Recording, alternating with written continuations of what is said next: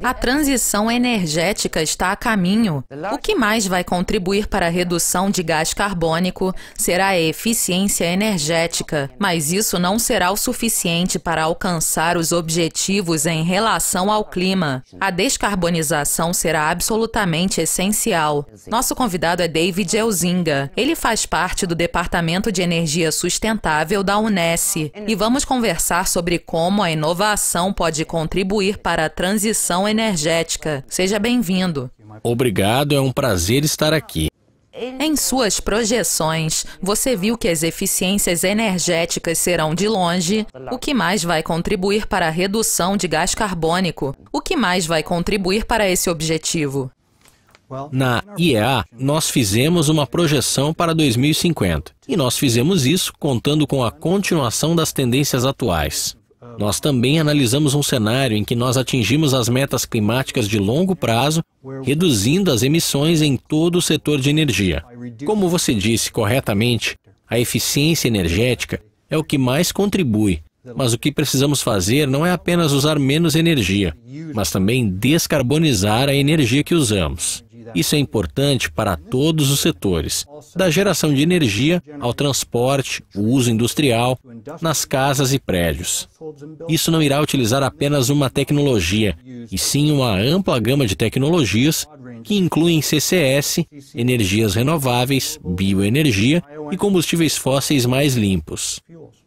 David, a inovação pode realmente mudar o cenário. Um exemplo é a Alemanha. Que ensinamentos podemos aprender com o exemplo alemão?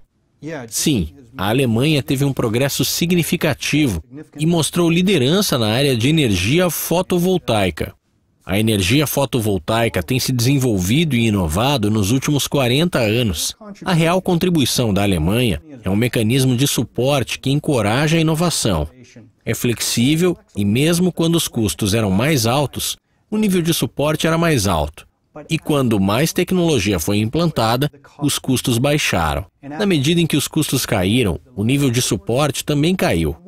Isso encoraja o setor privado a continuar a inovar. Se eles quiserem continuar a ganhar dinheiro e com boas margens, eles precisam diminuir seus custos. Então, implantando mais tecnologia, os custos e o mecanismo de suporte baixam. É um ciclo que se alimenta e encoraja mais inovações.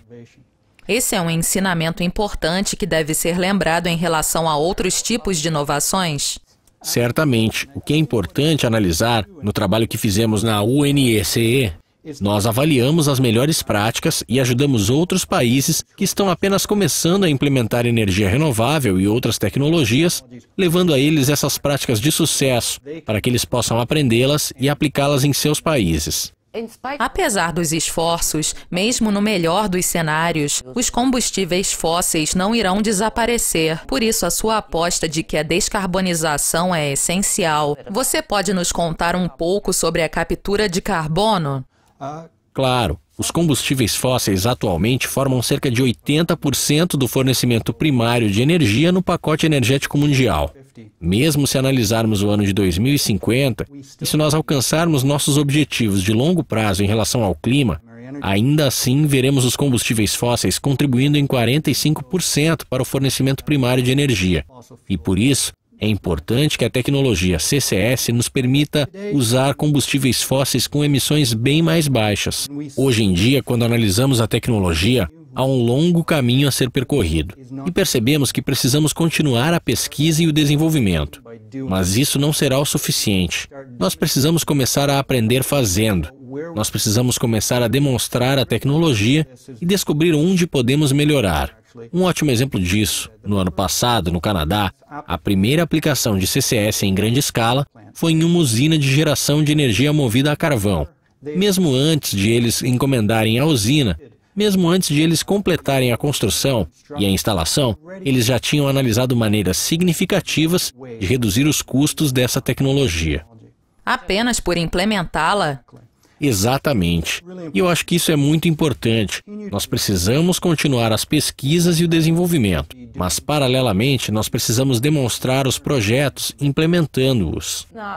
Agora vamos falar sobre pesquisa e desenvolvimento. Você observou que os orçamentos de pesquisa dos países da IEA, ou melhor, Não os orçamentos de pesquisa, mas a proporção destinada à energia no orçamento de pesquisa em geral tem diminuído nos últimos 20, 25 ou quase 30 anos, se levarmos em conta o gráfico. Isso é surpreendente em uma época em que sabemos que temos que, de alguma maneira, abordar a questão energética.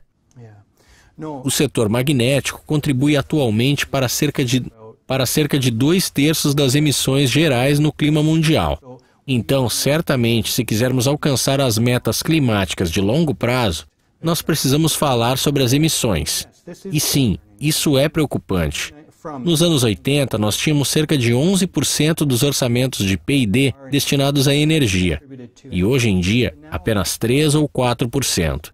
Então isso é preocupante, embora nos últimos anos nós tenhamos visto um aumento no financiamento.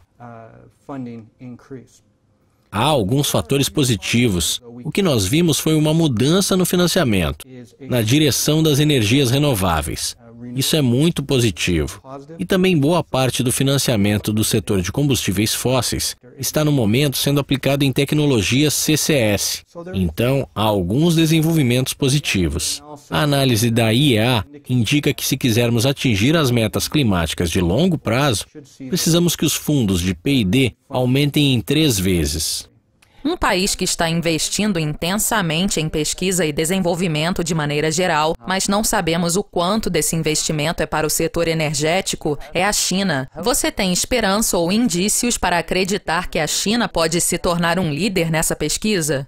Sim, a análise indica que se eles continuarem com sua tendência atual, eles podem se tornar líderes mundiais em relação às quantias que eles investem em P&D. Em 2019. O que isso mostra é que um país como a China claramente identificou que a tecnologia irá ter um papel muito importante em nosso futuro. O que nós precisamos aprender com isso é que, quando observamos o sistema energético, nós vemos que a maior parte da redução de emissões e os investimentos em infraestrutura de energia irão acontecer nas economias emergentes, nos países em desenvolvimento nos próximos 40 anos. Isso é muito importante para os países desenvolvidos, que hoje em dia possuem boa parte da tecnologia e estão continuando a desenvolver mais tecnologia. É importante que eles observem esses países e descubram quais são suas necessidades. Como eles podem apoiar esse desenvolvimento? Porque para alcançar as metas climáticas de longo prazo, precisamos que esses países desenvolvam energia sustentável. Isso enfatiza o trabalho que fazemos na UNECE. Nós observamos nossos países desenvolvidos, como Estados Unidos e União Europeia, encontramos as melhores práticas dessas áreas e levamos às economias emergentes, que também são nossos membros. David, muito obrigada pela participação. O prazer é meu.